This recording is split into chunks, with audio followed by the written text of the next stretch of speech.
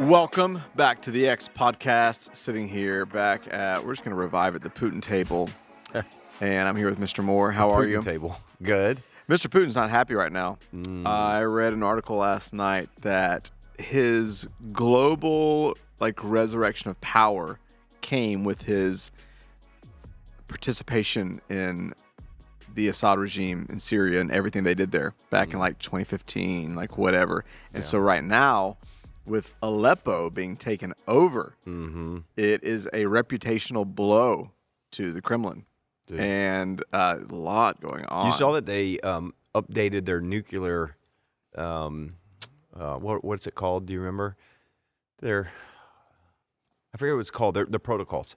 Basically, their nuclear protocols at when they can use nuclear weapons. I mean, he's basically threatened ever since. You saw where Joe Biden went in there and authorized the use of long-range missiles, drones, other things into Russia, so that basically Ukraine can be more on the offensive. Yep. And he said before, so there's a lot of posturing going on that is going back and forth, and Putin's basically trying to say, or Kremlin is saying, that anybody that assists them or helps them do it is basically trying to, it's like an act of war. Yep. And kind of trying to say, oh, we're now getting into it. And apparently Biden's response was, he's just saying that, that's not an act of war. Yeah. We're just between that and, should we get into his son? We could. Colbert, There's a lot going on. Colbert's monologue last night was titled, No More Malarkey's Given. That was the PG version of it. Yeah. Because, He Biden doesn't has care. that folksy, just doesn't He's care. what, 80, what is he, 81? 80-something years old. Presidency's about up. Losing his faculties. Mind is, it's unfortunate, but everybody can see that he's, so one of his last things he's going to do is pardon his son from 2014 all the way back through till December 3rd. 11 years. Or something like that. And there's a lot we could talk about back and forth on the response to that. Shout out to Bethany Gibson. I got an email from Bethany Gibson, who's part of our community, sent me an email from the Political Podcast this morning. Oh, really? Yeah, very complimentary, thanking me for trying to keep everybody, a doubt little it was. fact-checked. Fact-checked. Yeah. Oh, she did? Yeah, so Bethany, you're welcome. I'm going to keep doing my best, to keep everybody honest. How come you didn't share that podcast with the email with anybody else? I forgot. It was this morning. Okay. So I'll forward it to you. And Bethany, I'm going to try my best. That's funny. Yeah, so I don't know when this will come out, but this is the week after Thanksgiving. Is that what it is? Week after Thanksgiving? Yeah. We're recording this. We're recording this, and yes. There was something else pretty significant that just happened culturally. Wicked? Did you go and see Wicked? Yeah, I saw Wicked. What'd you think? It was Wicked. I don't know. It was fine. Did you like it? I don't have the cult sensation that everybody else does about Wicked. That is I'm not huge on musicals anyways. It was fine. It was done well. I don't love them, but I feel like anybody that was in theater when they were in high school is geeking out over it. They're just it's the greatest thing in the world, and I'm just it was good. It was good. You haven't seen it yet. No, I love that Instagram. Do you follow that IG the Instagram of Do With the Sign New York? I know what you're talking about, but no, I don't. My favorite one this week was it said, if I have to see Wicked, you have to see Gladiator. Yeah. And so, the beauty of being single right now is I don't have to see Wicked. Did you see Gladiator too? Oh, yeah. Over Thanksgiving weekend and week, I saw Gladiator 2. I saw Bonhoeffer. Oh, my God. Did you see Bonhoeffer? No, I heard it was really good, though. I want to see it. My dad, and he wouldn't mind me saying this, crying beside me. I saw it with my parents, and Bonhoeffer was he's amazing. Okay with you saying that? I think so, yeah. My dad is a man's man, but very in touch with his emotions. Yeah. He was bawling like a baby.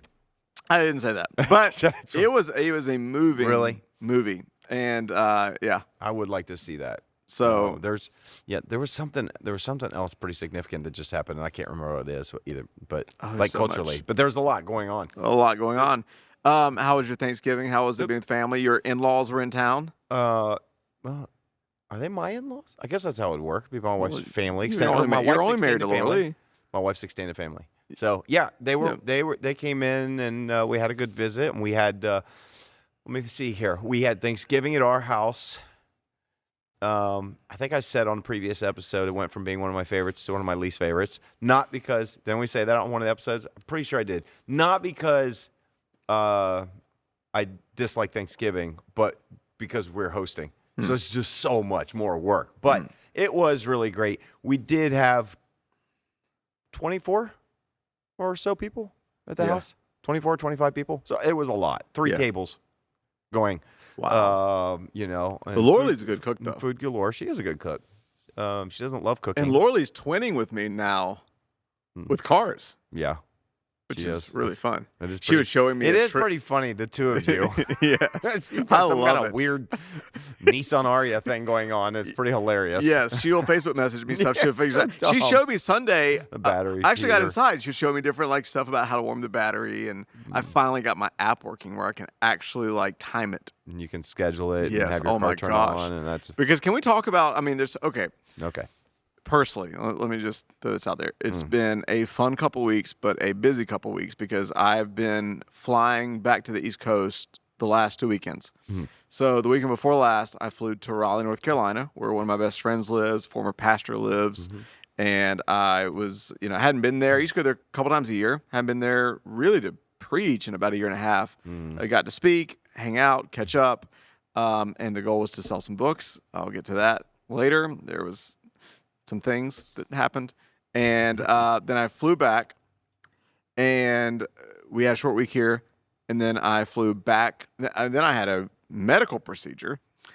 And really? Yeah, because you put me on blast about it. And I put you on blast. And then I ended up flying back to the Southeast to Greenville to be home with family. And for Thanksgiving, which was, again, a short trip, but it was great. And then did a book signing in my own hometown, which was really cool. And I told you, I don't even know if we can go anywhere with this, but it's a really interesting phenomenon. I've lived in about 5 different places. Yeah. It is really interesting having deep, catch-up conversations back to back to back with people that represent different seasons of your life. You've been here most of your life. I know you, when you growing up, you were in Germany, you were in Europe for a while, but I don't know if you've experienced this where you talk to, which you're pretty steady Eddie anyways, but I feel like I've just gone through seasons. There's parts of my life that just, and maybe it's because of my nostalgia too, that it's a very interesting emotional, I won't say roller coaster, but it's a very interesting emotional journey these last couple of weeks to be in different settings with different people that represent different seasons of my life. Spent time with the guy that mentored me when I first came to faith in middle school. I hadn't really had a conversation with him in 10 years. Then my cousins who I grew up with. Then, Logan and Pastor Clint represent a different season of my life. It's been really interesting. But if I could even just bring it down to this week on an emotional level, I fly back. I didn't text you because it'd freak you out, but one of my flights got delayed coming back as per usual, which come to find out December 1st. Was the number one busiest travel year that TSA has reported in years. They said ever. That this year, December 1st, was the heaviest travel day ever. And so I was surprised that in the last few weeks I didn't really run into trouble, but almost got delayed going to Charlotte, almost missed my flight, thought I was in shape until I sprinted with my backpack with a few other travelers across gates in Charlotte to make it, landed at 1 a.m., in Greenville, it was 65 degrees and sunny most of the days I was there. When I landed, we may have had a delayed winter, but winter came. And I landed, it was 1 a.m., and it was 18 degrees. And it's been a cold snap. And it has been in the 20s and gray all week. Today, the sun is beginning to flirt a little bit with the clouds. But I don't know why, but it's affected me.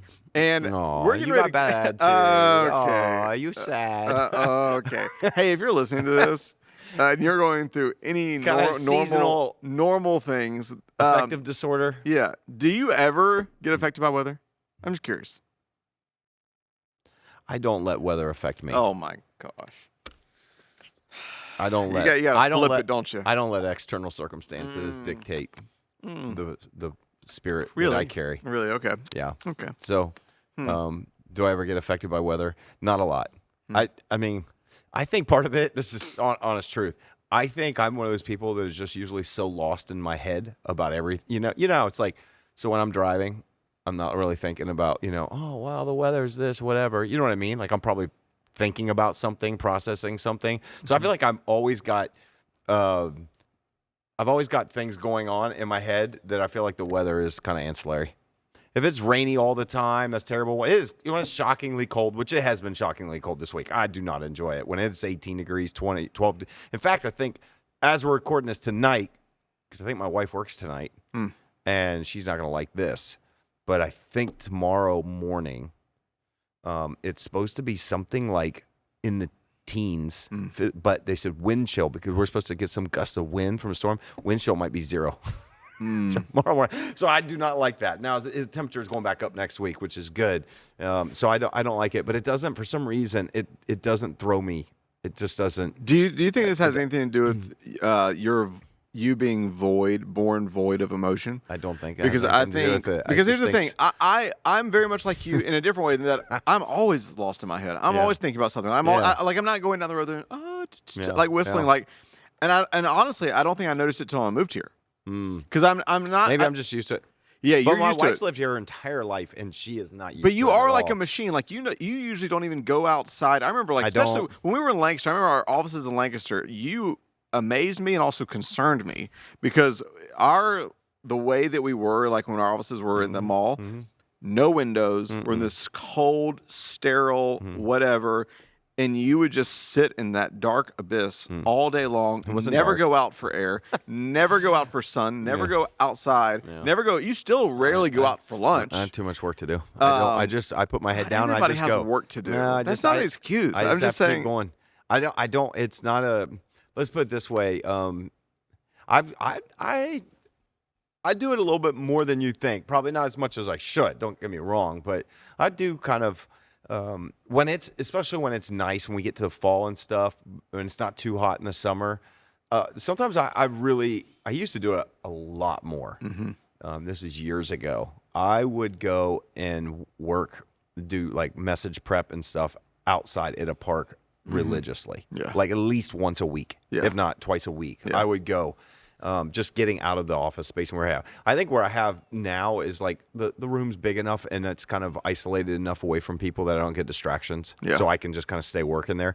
But I do find myself, and sometimes I hate it where it's like, beautiful weather day. I'll forget because I'll literally just be locked away in a room working, trying to do whatever. And then I'll go leave at 5 o'clock in the afternoon and go, oh, it was beautiful today, wasn't it? And I missed it. And now the day's over at 5 p.m., like dark. Yeah. So I show up early, like this morning, got here before right at 7:30.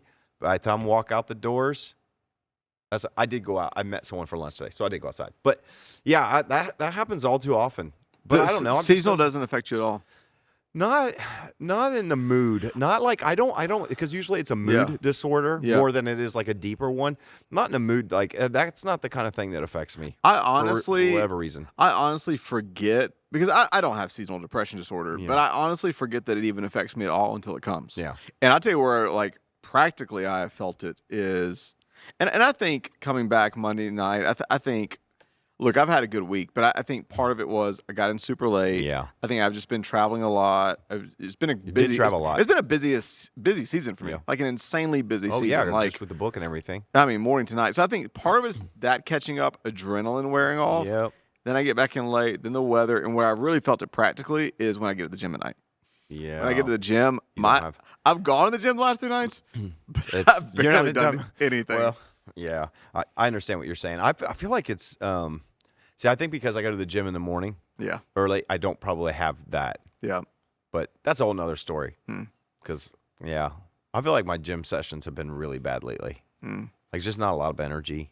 Yeah, just not. Do you ever switch it up? Do you take pills? Kind of switch it up, like no, but like do you ever your toes? Kind of you strike me as the kind of person you do the same thing. Like I do a lot of times the same thing, but I don't know that would make a difference. Yeah. I keep telling my wife, joking, I was like, I need to go get my testosterone test check because you see the commercials come on. You do. You feel tired? Do you feel like you? I'm like, yes, I feel tired right now. You know what's funny? I'm like, I was told her, I was like at the gym, I have no I just don't have drive or energy at the gym like I used to. I know someone, he works that skillet restaurant I go to in German Village, that he started using tests that it changed his entire life. Like literally changed his entire life, like joy, like everything. But then I know somebody else that goes to that's in our community that started taking tests, not as much, and said he felt nothing. It's so interesting, the different feedback. Both of them were doing pills? No injections. Mm-hmm. Yeah. I've heard so many mixed, things about people. Yeah. And then when I tell my wife about it, because she would say I have more energy than normal people. You do. She would just go, "That's not. You don't have low testosterone. You get up. You blah blah blah. You do this and that." I'm like, I know, but for me, I can tell. Like I'm tired. I don't have the drive in the gym. I'm just like, Mm-hmm. Your wife, by the way, says that I peg you when I do when I talk about the button. She's like, she says I peg you. That's not true. It's not true. So first thing I do when I wake up is Versal. Do you do that right when you're like still in bed, half asleep? Yep. That's what I do too. Probably not always the best, but Yeah. Yeah. Based on what Matthew Johnson said, I think I might could take him. Would you say Matthew Johnson? Yeah. Would you say we're pretty? I'd say probably you guys are pretty comparable on Versal. Because I think you guys are pretty comparable on Versal. I feel like me and you, I feel like you probably win. Would this be fair to say you win 55% of the time, me 45%? We're pretty even. Yeah. I mean, it's not always a win because a lot of times you'll end up with the same, about the same, number of guesses. If you're listening to this and you're bored already, just download. I don't blame you. Download Versal. It's our Bible nerd version of. Or download a book and start reading that instead of listening to us. Either one. Yeah. So I did it in 3, and let's see. I didn't send mine in today. Oh, well then how do we even compare? Look at yesterday. Oh. Okay. Hold on. Okay. He got it in 3. I got it in 3 yesterday? What about you? He got it in 3 today, and I got it in 3. What about me and you? I don't know. Yesterday. I don't know. I got to find you. You got it in 3. And you got it in what? 4, I think. I got to find it. All right. Can I admit my pride? Yeah. This morning I missed it completely, so I didn't send it. Oh. I have a feeling when you and Zach don't send it in, it's because you didn't get it. That's only happened a few times. You didn't even get it. Yeah, but I'm admitting it. Okay, well, then that doesn't even count. So I don't know. We've covered so many. You're sad and disappointed, and we wanted to talk about it. That's what he said. He said, "Can we talk about my disappointment?" Okay, this makes me not want to talk. Why? About it. Your condescension. No, I'm not condescending. I actually want to talk about your disappointment. Oh my gosh, I want to talk about it. I think it's a real thing. Well, I do think there are people. All joking aside, I feel like I'm in a good season of life. Yeah. But I know there's a lot of people going into the holidays with deep disappointment. Mm-hmm. I had what for me was a low grade to medium level disappointment coming out of Raleigh.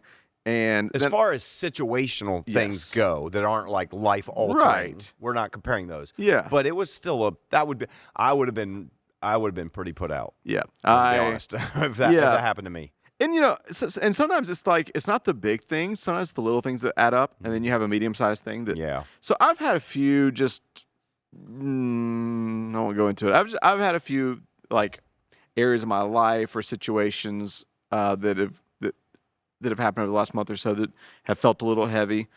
And then I go to Raleigh, and then on top of that, I had a medical procedure coming up. So I have a couple of those little things. Again, really exciting season with the book, church, like great season. I mean, I could not be more thankful for this season. But life's funny. You have both sit side by side. You have frustration and joy. You have heavy stuff. You have light stuff. And so I go to Raleigh. Haven't been there in a while. And one of the reasons they invited me was to preach, the message of confidence and to bring the books and sell the books. And honestly, like we've talked about this, unless you're just insane or you're famous, you don't write books to make money. No. You're just not going to make money off of it. You got to just be in love with words and with the idea of what your message can do in people's lives. But at the same time, second book in, you learn some things and you're like, man, like if I can be wise and actually try to like make some money, I want to. And if I can... And so these kind of situations, going in, to preach for him would have been very helpful to me financially. And so, and you're excited because this is a community that I've spoken at before. When I went there in 2021, did Hope for the Wilderness. I think we've got like 100 books and it sold out quick. I was like, I should have got more. Yeah. So this time, like, I need to get 150, 200 books. Yeah. And again, these books are $20 a piece. You can do the math on your own of like, okay, this would have been like so helpful to me. So 2.5 weeks leading up to it, I spend several $100s, order like 150, 200 author copies to be sent there through KDP, Amazon, where I'm doing my distributing.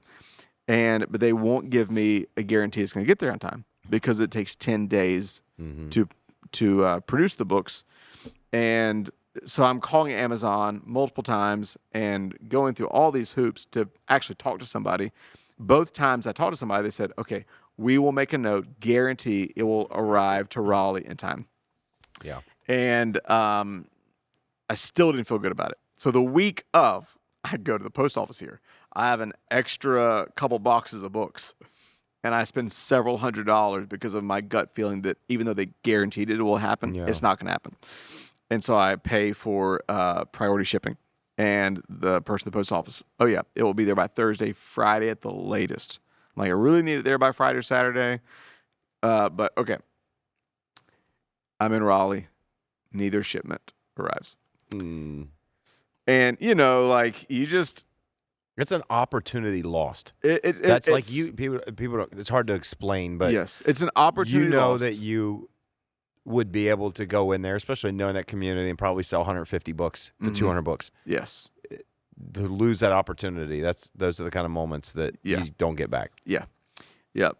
And I've really not like sent out messages to like preach at a lot of churches. Right. This was like really the only one I was going to. And so, 150 books to not sell. Yeah. I'm losing out all the money I would have made, and I'm losing out the money I spent, hundreds of dollars for shipping.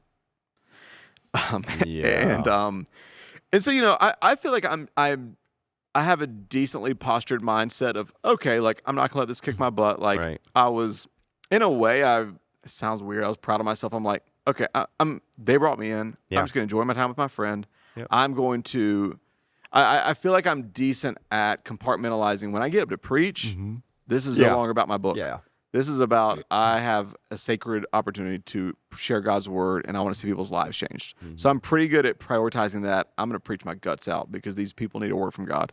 And I felt like the message went well, very well received, and had incredible conversations afterwards. But you leave, and the books all arrive Monday. Oh, geez. And and look, they're at church. They're focused on their own stuff. Right. They I think they were going to do the best they could to still sell them in the lobby after the next week. And I think like 9. There's all 9 books. Oh my. So, but I think that, and then I just had a couple other things, and I think, again, probably not a big deal to somebody listening. For me, as far as what I've, for me, it's just not connected to 1 week. It's connected to 2 years. Yeah. It's 2 years of, if I were to add all the hours up, I've been working another full-time job. I'm in hours before I get here, hours when I leave, hours Friday, Saturday, Sunday. And so, part of it is like, oh man, it would be awesome to be compensated. Yeah. For that. It's working a full-time job for free. Yeah. And then paying to... to ship books. Or to have them printed, or to do all the work that goes with it, to make them. It's an investment. It's been actually a really fun thing in this season is I've had a lot of people that reach out to me like, oh man, like I've been inspired to write a book now. And I actually love being able to help people. I'm not a pro, but second book in, I've learned a lot from trial and error, and it's been fun to like help people. But anyways, so I'm done with that. I get back. I had something exciting planned for Monday night that I had to cancel because I had a procedure Tuesday. And that could be a whole. You want to talk about either of those two things, or no? I don't. I really don't. And I got to reschedule the exciting thing Monday for another day. Okay. But and then coming out of the procedure, great. The surgery, the procedure went well, and then the results came back really well. So that was great. And honestly, that could be a whole nother podcast of like when you finally face your fear. Yeah. the cloud nine lightness that you feel the rest of the week. That was great to go into. To know you're not sterile. That's a big deal. Okay, just kidding. So, anyways, but I just think, like, for me, I really did have to be intentional. How do I steward this disappointment? Because here's the thing. We've talked about this too. You know, me, you, and Kevin are talking. I've really given myself permission with this book to promote myself. But there is something powerful about momentum. Yeah. Like, one of the things I've told myself with this book project is, hey, Russ, your full-time job in the mornings, every morning, somehow or another, bring momentum. Yeah. Nobody else is going to care about what you don't care about. And nobody else is going to care as much as you care. Yeah. But it can be really tough when you have momentum and then you have a big blow. Yeah. And you have a setback. Big setback. Yeah. You have a big opportunity lost. And so I really had to, like, steward, okay, what do I do with that? And while that may be small to other people, I think a lot of us are going into the holidays or going into a new year. I'm sure we're going to have time to process the year and look to next year, but going into with a disappointment, a discouragement. You know, maybe there's some of us going into the holidays where we didn't achieve what we wanted to achieve. Yeah. Or it's another year going into the holidays alone. Or it's the first year going into the holidays alone. Or relational stuff's just weird. Or finances are tough. Or there was just a bad diagnosis. And I just think, you know, work is still the Achilles heel in your life, whatever it may be. And so I don't know. I just thought, how do we process disappointment? How do we process discouragement? How do we not stay stuck in it? Well, how do we not lose momentum? Okay, so let's just, how have you not lost momentum? Have you done anything in response to that? Because it probably does feel like a kick in the pants for, like, trying to, you know, you're trying to carry momentum in all the work you do with a book. Yeah. And then you feel like you have a big setback. So how has it affected your mindset? Yeah. And how has it affected what you've done? Has it changed anything you've done? Like, have you stayed? Maybe part of that is, I think sometimes when you're in a low moment because of maybe circumstantial, because of a disappointment, you know, is there a power to just continuing to do what you plan to do? Yes. Maybe there's a power in consistency in that moment, even though you don't feel good, you don't feel like it. Because you may have had a plan, I'm going to do this, and then riding that, we're going to do this, and every day I'm going to that. And then you can be so disappointed by the letdown that happens that you bail on all the rest. Yep. No, it's very true. So, yeah, I'll walk you through kind of my thought process and what I did through it. Again, I don't know if it could be right or wrong. Right. I don't know that I did all right. But I think there's a spiritual aspect where I have to, at the end of the day, part of it is, okay, so there's a practical side of lesson learned. Like ship books way earlier. And I will make a note of that. Yes. Even when I did it and went to Houston, Texas, I got a little bit nervous and I shipped them probably a few weeks early, but even the dates they were arriving, 2 different shipments, were that week. Yeah. And they wanted them by Wednesday because they had 4 campuses at the time, or 5, and they had to distribute them to all the campuses and put them on their trucks to go to all those campuses.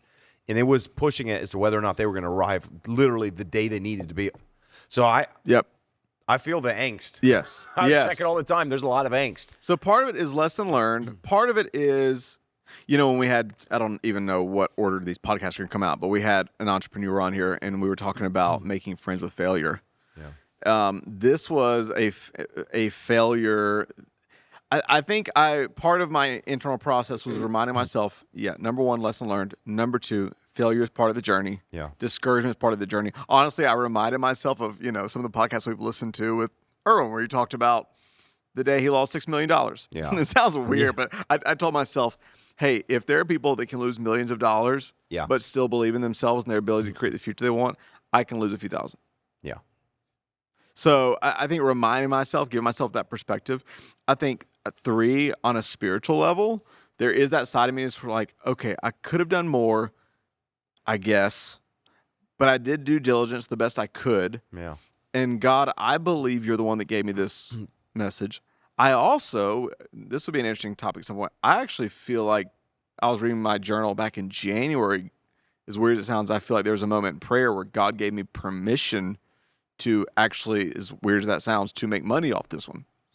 And I actually felt like God gave me permission. No, like, Russ, go for this, like promote this, like believe in this, and like stop selling yourself short on this. And so part of me is like, God, if it didn't come in time, like I'm just gonna have to trust you with it. Yeah. And I have to trust that like you're gonna still breathe on this project. Yeah. And you're still gonna breathe on this if this is from you. So part of it was in a spiritual way was, God, I'm just gonna have to give this to you. I'm gonna give this to you, trust you with it, relax, and still enjoy life. I think on a practical level, as far as momentum, you alluded to it, but I had to decide, the only way I can make sure I don't get paralyzed is by action. So like I had some things planned. I was going, after that was Thanksgiving week. And so, I had like MailChimps going out and graphics made for Black Friday sales. And I'm like, no, I'm just going to stay diligent on that. I'm going to post. I'm going to make sure I have enough action to where I stay in momentum and keep going. Yeah. So I think that was a huge part. And I think just, those are probably my main pieces.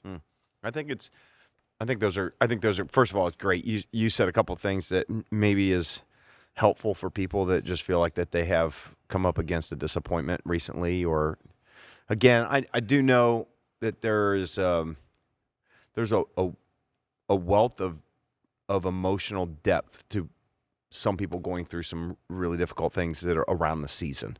And so I don't know how this equates to that, but I kind of think more, let's just say if we kind of back up to like what you just had, more along the lines of, because I think we all have plans, goals, things in our life that we want to execute and do. It's releasing a book, and you want opportunities to go and communicate that message because you believe in it so much. I mean, those are all part of what you work to try to put together, and then when it doesn't happen, it's disappointing. Yeah, it's the same thing. Like somebody trying to get into a program and they don't get in time, or something happens and now you're going to miss a whole entire semester of school, and you're the funding didn't come through, or they got revoked, and there's so many different things that I think bring disappointment into our lives. And I do think that the dangerous response is that a setback causes us to turn around, or it causes us to not continuing to step forward. Yeah. And I think that's where we have to take control of the narrative. I think that's where, like you did though. And I think you did it with God,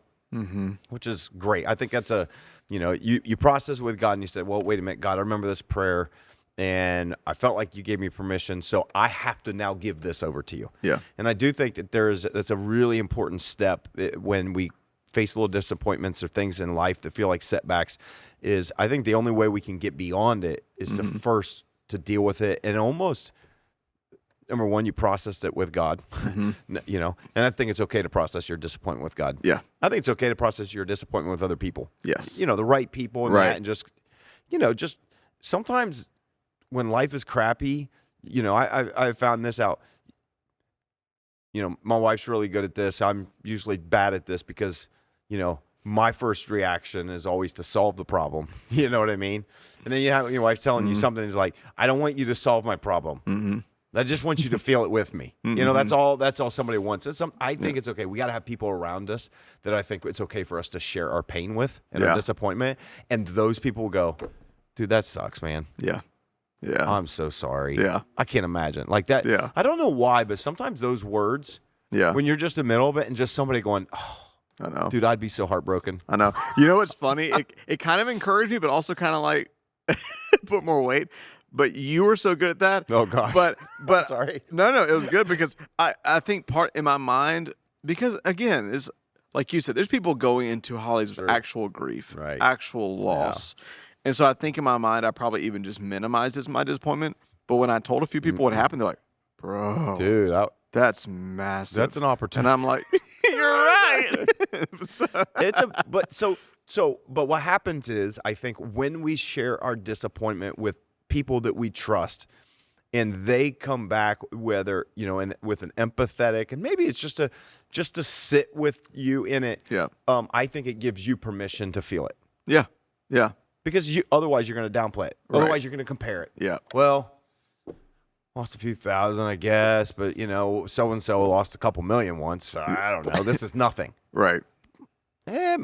it might be nothing, but it isn't. It's something. It's something to you. And so I think when you have people that come, and that's a good advice, maybe even for those of us that have somebody in our life that has a disappointment. Yeah. And we have the opportunity. Yeah. You know, I think one of the first things you can do is just totally empathize with the person. Because I really feel like I would understand, because I've had opportunities to go speak and writing a book and do all that. And just I know the weight, and I know that even just in our own selves, like, it's hard to explain this. It's like you write a book, and part of the process of writing a book is for yourself. Or you feel like you're supposed to. Like, it's like, if it only helps one person, that's great. But I'm not trying to peddle this. But I don't know. It's weird. I don't know how else to describe it. But it feels really weird, because you're like, I don't want to promote myself, but I also believe that this message would help somebody. Yes. And so you have all those mixed emotions to begin with. And then when you get an opportunity to go somewhere, and the amount of time and work you invest in it, like, you want the opportunity to share it. Like, people, when they are moved in a moment, will respond. And we'll go, let me get that. And then they read the book. People that we just forget. We just are gone. You're gone the next day. Yeah. And so you have to strike while the iron's hot. It's just the reality of what it is to be an author and what you're doing. And so I could totally empathize. And I'm like, no, dude, that's a big deal. Like, those opportunities are few and far between. And so, dude, I'm sorry. I probably made it worse. He was like, it was bad, But I think sometimes that can give you permission in that, just to feel it for a moment and just go, gosh, that's pretty awful. Yeah. And so I think you need that, but I think the danger or the trap is to allow that to cause to kill your momentum. Yeah. Like, here's what I would say before this. Before you went to Raleigh, and before that door was opened, let's say you don't even know, would you have still written the book? Oh, yeah. Yes. Would you have still tried to promote it? Oh, yeah. Yes. Would you still have done all this stuff? Yeah. Yes. That one little thing is not the thing that dictates what you do, what you were going to do after it, what you do before it. But what happens is we have a major disappointment, and all of a sudden it just derails our future. Yeah. Because we've kind of, sometimes we piece this together. And I think that's when you have to step back just a little bit, and you have to go, wait a minute, why did I write this book? Okay, that piece didn't work out. But like you said, I'm going to learn from failure. I'm going to learn, like, what can I do better next time on this? But also get into the place of going, God, if you put a message in me, then I'm just going to have to trust that you're going to help get this out. Yep. And I mean, that's not an excuse for laziness. No. You know that as well as I do. There's not an excuse for laziness. It's not like one of those, well, God, you're going to have to open the door somehow. Like, I want to go knock on every door, and I'm going to do the hard work. And you have busted your butt doing so many things that I would never do. Like, spend all day in a coffee shop. It's kind of your home away from home. You didn't mind doing that. But the amount of, I've been inspired, not that I'll do them, but I'll pay you to go do it if I ever write a book. But the amount of coffee shops, just of making yourself available, like from 8 in the morning till 3 in the afternoon, I'll be at this place, stop by and see me. And you've had amazing things that have happened with it. Yeah. You have generated that. You cannot just allow one little setback derail your entire plan, your purpose, your energy, your excitement for what God's doing through the book, the way it's impacted. You just can't let it. Yeah, that's good. If you do, you lose. And so I think sometimes whatever a setback is, like, say maybe it is, a setback with school. I think sometimes, you got these plans that I'm going to graduate by this time, and we're going to do this, and then something happens, and a setback happens, and your life plans change, and you had to skip school for an entire semester, and it sets you back, and all of a sudden you're like, my plans are shot. No, they're not. They're delayed. Yep. It's one semester. Yep. You get back on the horse. You sign back up. You go in January. You know what I mean? You keep going. I don't know. I just feel like it's good. That might be some of the best advice, because, like, how else do you get past disappointment? I think you got to process it. I think it's okay to feel it. I think it's have people around you that can sit with you in it and encourage you through it. You can take it to God, but then there comes a point where you just have to. Tomorrow's a new day. Yep. No, it's great. I feel encouraged just listening and being reminded of all that. And I think on top of action, because we talk about this, a lot of times we wait for feelings before we take action, and usually feelings follow action. But on top of that, I've thought even more recently about energy and mood management, and how that I think that may be even more important than time management. Yeah, there's a lot of studies out about energy management, and I say that because I think it can be really easy to, like you said, become deflated. There's this Winston Churchill quote I always think about. I thought about this while I was in Raleigh. He said, courage, Winston Churchill's definition of courage is your ability to go from failure to failure without losing enthusiasm. And so part of my self-check was, okay, can I have this failure and still keep my enthusiasm? Yeah. And so part of it is like, how do I keep myself, not just grip my teeth and keep going, but how do I fill my emotional cup? Like to where how do one of the things that I'm in a bad habit of is, and I say this humbly because I think anybody that writes a meaningful book hopefully is going to do, but I receive a lot of daily messages or Facebook or texts or whatever that are just very kind and encouraging about how the book's helping people change their life.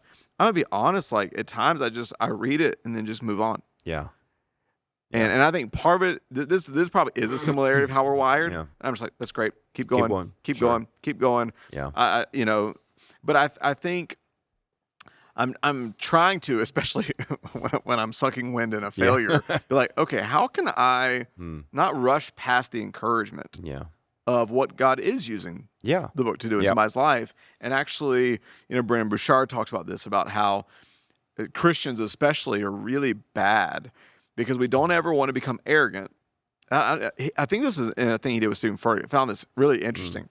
Did we talk about this, the bucket thing? He said Christians, out of fear of not being arrogant, they never integrate their wins. They deflate their wins, but they personalize their failures. Yeah.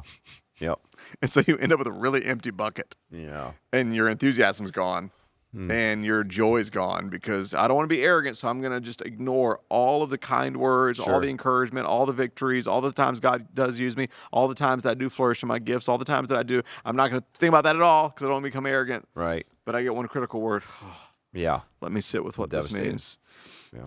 And so, anyways, I don't know. I think one of the things that also, you mentioned it. I think momentum is one of the things that I think the question is, do we rely on momentum for action, or do we use action to create momentum? Yes. And I think what most of the time we do is we rely on momentum. If I needed this to happen and then this to happen, and if all of these dominoes go, then then I'll do this, and this. I think it's making a decision, and that's what we're talking about in the middle of the disappointment, is making a decision. No, this has been my plan. This is what I'm going to do. I'm going to do this action, and that may create momentum again. Yes. Even if you have a setback. I also think that there's maybe a couple different ways that we can take disappointment. One, there's always, learning from failures is huge. I mean, anybody that's been successful, I was just listening to a book is talking about, someone who's had so many failures over and over and over. But really that those failures are the key to success. It's weird to think, but it really is. But I think we could also, if we could somehow figure out how to take disappointment and use it to turn it into fuel. And not let disappointment steal our momentum, our energy. And this might be a mindset shift that is how do we, and I don't know this is easy to do, but how do you almost get angry at it? How do you almost no, you know what? If that took that opportunity away from me, I'm going to have to go create these many opportunities. It's like the whole, how do I use a setback as fuel to kind of give me the energy to kind of run after it even harder. Yeah. If that it was setback, you know what I mean? So maybe it's just a different way of looking. Maybe some of this is just, we're just psychologically faking ourselves out. You know what I mean? I love it. Because literally that thought did come to me. And that's one thing I've not taken action on yet. I told you, I'm still, we're processing honestly on camera, but I'm working through my own psychological stuff of what I should do as far as promoting and not. But I had that thought. Okay, if this was stolen, oh my gosh, I'm gonna work twice as hard. Yeah. I'm gonna what opportunities can I create in the right way? Yeah. And there's some you have some potential opportunities ahead that are pretty exciting. Yeah. There's some several Out west, some of those things that could. Yes, West Coast, and some of those things that you've told me that could materialize. And I've been really impressed by you. Have just been knocking at every door, sending it to people, sending messages that, well, they probably won't respond. Oh well, I'm going to send it to them anyways. And so I just think you just keep beating down doors. You just keep beating down doors, and doors are going to open up and do it. And so you had a minor setback. Like you said, I think the best thing with disappointments, I do think it's always good to probably do a post-mortem on a disappointment. Yeah. Right? Yeah. So the post-mortem, would be okay, I think it's two things. It's I feel awful. I'm upset that I lost this opportunity. I feel disappointed. I think it's okay to do that with some people that you trust and you love. Like be okay to tell some people. I just think we've got to be able to share pain. Yeah. I just don't think if we internalize pain for too long, I think it can actually immobilize us. So I think you got to share it. There's something about the collective energy of sharing it and other people, like we've already talked about. I think processing it with God. So that's one aspect. I think the other part of postmortem on disappointment is to also learn from it. Right? And so, again, wisdom is not cheap. Yep. Wisdom is very expensive. Yes. And so, I mean, there's anything that you're learning through these is like, and if somebody else ever gets an opportunity, I'm writing a book, I'm going to, I got this opportunity. Go, let me tell you something. Yep. Learn from let me just tell you something. Month and a half out, just go ahead and tell them it's going to show up early. Yeah. Or ship it to yourself and drive it there if you have to. Yeah. So I think you tried everything you could, and it still wasn't enough. And some of it's not up to you. Right? Some of that might be out of your hands. Yep. But as far as it depends on you. Oh. Right? Like I'm, it's like. Tell you another hard lesson learned. Keep your receipts of tracking numbers. Oh my. If I had because they gave me their word at the post office that the books would arrive. Yeah. I didn't keep my receipt. You did. So when I was I kept it, but not with me. So I have it up in my office. I just saw it a few minutes ago, and it was a painful reminder.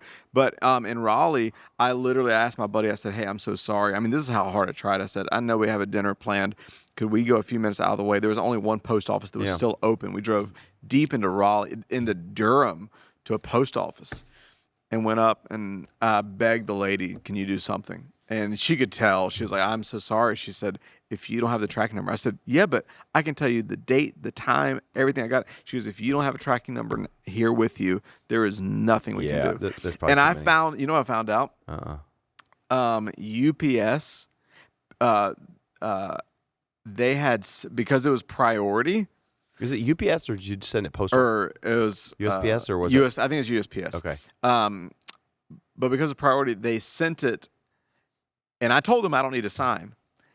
But because there was no visible entry or way for them to get in, I come to find out it actually arrived on time, but nobody was there at the door, and they never messaged me. They never let me know anything. So they just took it back to the place. So I actually, if I had the tracking number with me there, I could have found the warehouse where it was at. Yeah. So anyways, it's just, I'm still grieving. But so anyways, you do a little postmortem on it, and I think try to learn. I think this just applies generically, like across a disappointment. What could I have done differently? Yeah. What is there anything I could have done differently? And so learn from that and actually say, hey, next time I'm going to do better, or I'm going to figure out another way to do it. But you're not going to forget your receipt. You're going to take a picture of it immediately so you have it with you when you have something important you're tracking. All those things. I mean, they're all little small life lessons that just are painful. Yeah. To and lose, again, I know this won't affect most people listening, but I think we all have these. Yeah. We all have disappointments, small and big. Yep. And it's sometimes good to just process what we're actually going through. Yeah. And see if it can help anybody wherever it's at. Do you remember your last big disappointment? What was big disappointment? And if you feel comfortable sharing, what was it? And how'd you process? Man, I don't know. I'm trying to think of like a significant disappointment that was like painful. I mean, I still think the most painful disappointments are relational. Yeah. Oh, yeah. I've got plenty of those. Yeah. I just can't say. Yeah. I can't say any of those. Yeah. I mean, I think, there are moments that I had moments that I lost opportunities. I mean, just even keeping the same vein with the book, there were moments that I lost opportunities because I was not able to make it work schedule-wise that would have opened up more doors for me to be able to go do stuff. Mm-hmm. So some of it was like, there were more missed opportunities that I wanted to, but due to season in life and other responsibilities that I had to say no to them. And, the part of me really wanted to do those things. But it was not good for me to do those things at that time. And, so I'm trying to make it really vague. But even along the lines, I mean, I think there was definitely, I will say this, I had, and I don't know how you feel about this because I think sometimes you don't know, but even just writing the last book, I had a few more hopes and expectations for certain things that didn't happen or pan out. Mm-hmm. I feel like they're kind of, I don't know. I feel like that's kind of petty. It is. Just, it's just human. I feel like it's a little bit petty, but there were different things and opportunities that I thought would pan out a little bit more than they did. Yeah. I get that. I can't say any more about it than that. But I think it's just they were kind of like, oh, okay, and you just kind of It is what it is. I'm brand new to doing that and being an author and and those kind of things. But it's something too, and I don't know if this speaks to the unspoken thing that you're saying. A tension that I've had to hold inside for internal health. Mm-hmm. I heard somebody say the other day, I was one of those arena sessions. I don't know if it was last week or the week before, but somebody asked a question and said, I hear you talk about, this is a leader I really respect, and they said, I hear you talk a lot about you've got to believe in yourself. Mm-hmm. You've really got to believe in yourself. And they said, so where does that go into how do you guard against entitlement? Or how do you whatever? And I loved his answer. Or how do you do that without arrogance or without and I loved his answer. He said what pops in my mind immediately is two things. Identity and entitlement. He said, I have to tell myself, and this is my internal posture, is what he said, is that no one owes me anything. The world doesn't owe me anything. Yeah. No one owes me anything. Yeah. But from a place of identity, I have to decide that I have worth and that I deserve to pursue every dream in my heart to the nth degree. Yeah. And so I think, too, it is weird when you are creating something that feels like your baby. Mm-hmm. And so I don't know if you resonate with that, but especially in seasons where your whole heart has been poured into something and life's been poured into something. To me, that's been a tension to hold in my mind. It's no one owes me anything. Yeah. There's people you think would support you that don't. There's people that you would hope. Then there's people that just blow you away with their support. Yep. And trying and remind myself, no one owes me anything. Right. And the world doesn't owe me anything. But in a humble, healthy identity way, I want to believe in my worth in God. And in what God's put in me, and give myself full permission, unapologetically, to pursue that. Yeah. No, I think that's great. That's been a tension that's... Yeah, I think for me, most of my, at least later in life, most of my disappointments usually come from failed expectations rather than failed situations. Mm-hmm. I have expectations, you know what I mean, of I thought I'd be here, or I thought we'd be doing this, or I thought this, and you're not there. Yeah. And you just kind of I feel like those tend to be the biggest kind of disappointments that, barring loss of relationships and those kind of things and other deep things. I feel like it tends to be what I expected of myself. Yeah. Or expected at this point. I do feel like we put a lot, this may be a whole other conversation sometime, just even a conversation that we had with a young lady today in our church, you know, just her situation, just heartbreaking and just, you know, all these things. But there is such a weight that we carry that we put expectations on ourselves by certain ages. Yes. By certain, like, the one thing that's been the most encouraging thing as I continue to get older is people ahead of us, whether it is people like Erwin McManus and some of the other ones that, and even I heard this, so I'm reading a book right now. It's just a fascinating book. And it was talking about, who's the 80-something-year-old billionaire that is Jimmy Buffett? Berkshire. Oh. What's his name? Do the Berkshire stuff. One of the greatest investors. He's like 80 years old. Who is it? Why am I forgetting his name? I'm sure anybody listening is like, oh, Buffett, right? Yes, Warren Buffett. Warren Buffett. Yes. And it was really fascinating just hearing kind of like, I mean, here's somebody who started saving and investing at kind of a younger age. But one of the things that was like, at the time of the writing of this book, I think he's worth like $80-some billion at the time. Majority of that, like the majority of that all came after his 50s. And then you hear, you know, even like people like Erwin McManus and some other ones, which again, we just really admire. And here he is, 66 years old, and creating, and hearing him talk about like, and just realizing the most productive years of his life is like his 60s so far, and stuff that he's creating. And, you know, and what I think is so helpful about that is because I think we have this, I don't know why, but I think we have this mentality that we have to hit a peak at 40.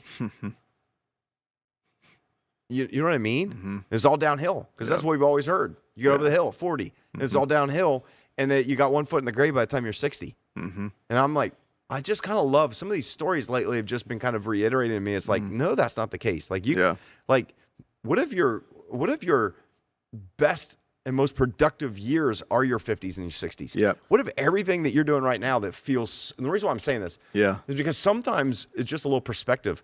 You know, you could be looking at this and go, this feels like a massive disappointment, or whatever it is. You haven't gotten to the job or the career. You haven't got the degree that you expected to have, your master's, your PhD. You expected to be this, and you know what I mean? You're in your 30s or you're 44, and it's like just too late. And it's like, no, it's not. People are living longer than they've ever lived before. The idea of retiring at 60, 62 years old, some people like that. Most people are living an entire almost lifetime after that. Like, could have a whole nother career after that. And I think we put this really big expectation on ourselves that we have got to be somewhere and do something incredible by the time we're like 35, by the time we're 42. And I just kind of like been encouraged by some of these stories I've heard of just like some of these people have been insanely successful in the world's eyes that didn't even really get started until their 50s. Yeah, it's so. I mean, Erwin McManus, didn't even write his first book until after he was at 40. Yep, he wrote it at 40. And you know what's interesting? But the majority of his books have been 50s and 60s. Yeah, it's crazy because I remember I heard him say that, and again, he has this weird ability. It seems like to almost read into your soul. And I've heard him say that on a podcast, but our first conversation when we met with him in LA, I don't know if you remember this, but because I released my first book at 38, I remember him looking at me, and I don't know why he said this. Yeah. But he said, you know, I'm just so glad I didn't write my first book till I was 40. And I remember, thinking, wait, why did you just say that to me? What made that go into your brain? That doesn't help. That you said that to me. But in my mind, I think this book came out at the perfect time. Yeah. But you know another thing that I remember him saying when they did the McManus show over COVID, because I've thought about this, and was that article that came out that showed that your most productive decade was 50s, 60s, whatever? No. He said it was your 60s was your first. Yeah. And your 70s was your next most productive decade. Which is crazy. And that a lot of that's assuming that you've postured yourself well. So sometimes where I beat myself up is I'm like, oh, well, I should have postured myself better in previous decades. But I will say, you know, you joke about it, but I'll just say on this podcast, was it 2 months ago? I turned 40. Yeah. Which is young. Crazy, but young. But you know, he said I remember the McManus show that he said that right when he turned 40, he felt like God whispered a promise to him and said, I'm about to open up the world to you. And and he gave this analogy almost like a slingshot that I've been pulling you back and it's about to release. And he quoted that verse from Joel that says, I'm going to restore the years the locusts have eaten. And I don't know if you can borrow a promise, but I will say I've been secretly praying, God, because, you know, I'm 40. I'm not married. There's still dreams in my heart regarding that. And my journey in many ways looks so much different than other people's journeys. And I do love taking comfort from other heroes. Donald Miller got married when he was 42, and he looks back, he's like, oh my gosh, I'm so glad it happened this way. But I look at that is like a secret prayer of God, like my life, if I died tonight, my life's been so great. Yeah. But I would love in a few areas of my life for God to restore the years that the locusts have eaten. The number one locust probably being me. When I think in different areas of my life. Yeah. And I'm like, man, I just think I think the perspective is always encouraging to look at. Yeah. Because we tend to like compare our journeys in every way towards people. And I don't know. I'm excited about this new year. I think there's so much. I think there's so much ahead. I think you should be excited about this new decade. Yeah, because I'm just telling you, like, I think you'll look back. I think it's hard to do this, right? We always live in a moment, but 60-year-old Russ may look back at this moment, 40-year-old Russ in this book, and and the reason why perspective helps is because you have a moment worth of disappointment, and it just feels so big. And you may look back 10 books from now, and you would look at this book and go, I remember when I wrote that book. I was just learning. Yep. I was just getting started. And so I kind of like, to me, some of those things and hearing people like that has just like reinvigorated me, because I don't know why, but I feel like in society with the way things are, maybe it's just because of Hollywood, glamorizes 28 and just everything, I think we kind of like, wow, man, you get in your 40s, you get in your 50s, you're pretty much done. Foot in the grave, right? Yeah. And then to see people like him, I think that's inspiring. So inspiring. Like later in life is where really the impact, the real significant impact is happening. Yep. And I'm like, oh, well, then there's hope. Yeah. Yeah. And there's still something ahead. And and it's like I didn't miss it. Because I think that's what disappointment feels like. I missed an opportunity. Yes. I think in life, sometimes we can look and go, I missed it. Yeah. I'm this age and and I missed it. Yeah. Oh, I remember two of the most encouraging. I remember right before I left Atlanta, I met with an elder at the church in Atlanta that I'd become close with. We had like a standing monthly lunch. Me and the elder would meet. And then a peer that I worked with on staff, one of the pastors. And I had been wrestling. I'd been journaling. God, I just feel like I missed it. And part of it was a relational thing back there. And I just feel like whatever. And I mean, that morning, been praying, journaling. And the elder, like mid-lunch, said, I just feel like I'm supposed to tell you, you haven't missed it. And then I was at lunch. Out of the blue, unprovoked, right? Unprovoked. And then... and I'll never forget, like, he was one of those people, and he had a very prophetic edge to him. And I remember him looking at me, and he said, Russ, the best wine comes with age, and your tears are going to turn to wine really soon. And then I had lunch with a guy named Travis, and Travis just told me, he said, man, I feel like you have in your mind the way this is all going to play out, with you being the one that misses out. He said, I'm just telling you, I feel it as strong as I'm sitting here. It's not going to be the way it happens. And in multiple ways, his words came true. Yeah. But that's so cool. I don't know how we got here in all this conversation, but it's been a good one. I don't either. Well, maybe it'll speak to somebody who feels like because I think disappointment, just to wrap up, I think disappointments can be individual situations. I think sometimes we can be in a season, not the weather, not even the holidays, but I think sometimes we can just look at our life and feel like we're not where we thought we'd be. And you just feel like there's a lot of disappointment. Yeah. And maybe, if anything, this would just give a little bit of encourage to somebody who's like, no, I haven't missed it. Yep. I haven't missed it. Like, you just haven't missed it. Just, I don't know.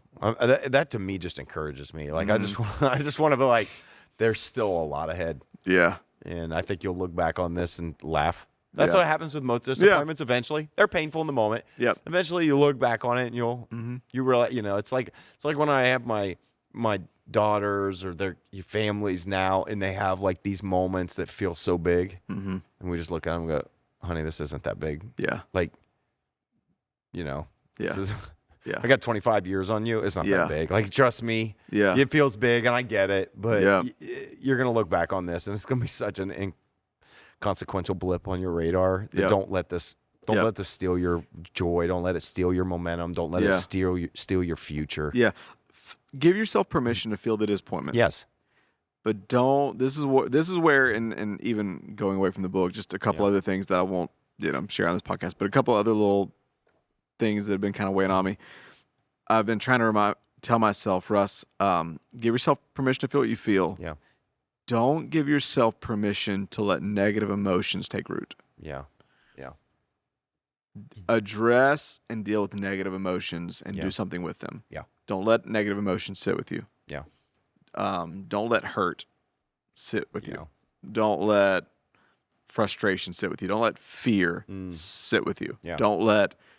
Be honest and feel them, but do something with them and don't let them take root. Yeah. This happened, and now it's tomorrow. Yep.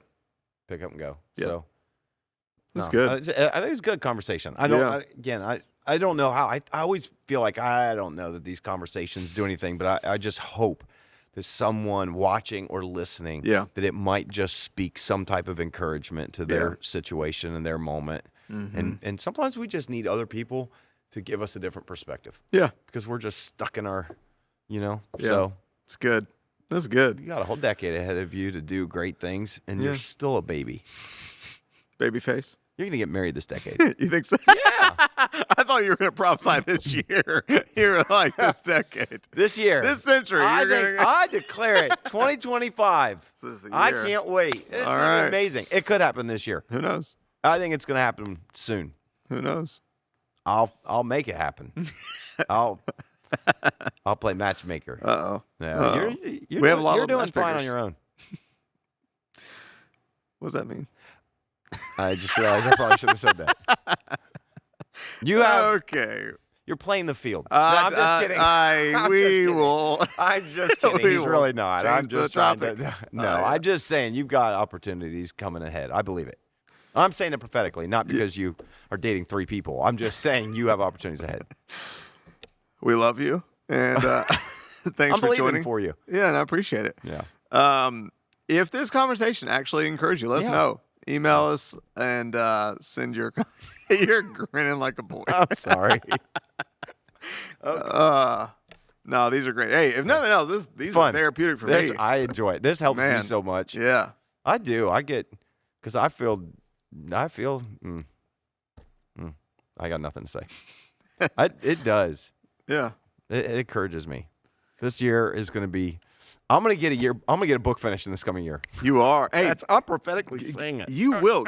Give us a. I do. Give us a teaser. No, because I've just been so. It's been. What chapter are you on? Can we say that? Chapter 5. Chapter 5. Come on. Yeah. Now that doesn't. There could be 8 chapters. There could be 18. There could be 48 chapters. I have no idea. There's not going to be 48 chapters. I can promise you. You can work on it over the Christmas break. I would like to. Yes, I actually did think about that. I really do. I actually set my alarm early to try to work on it this week.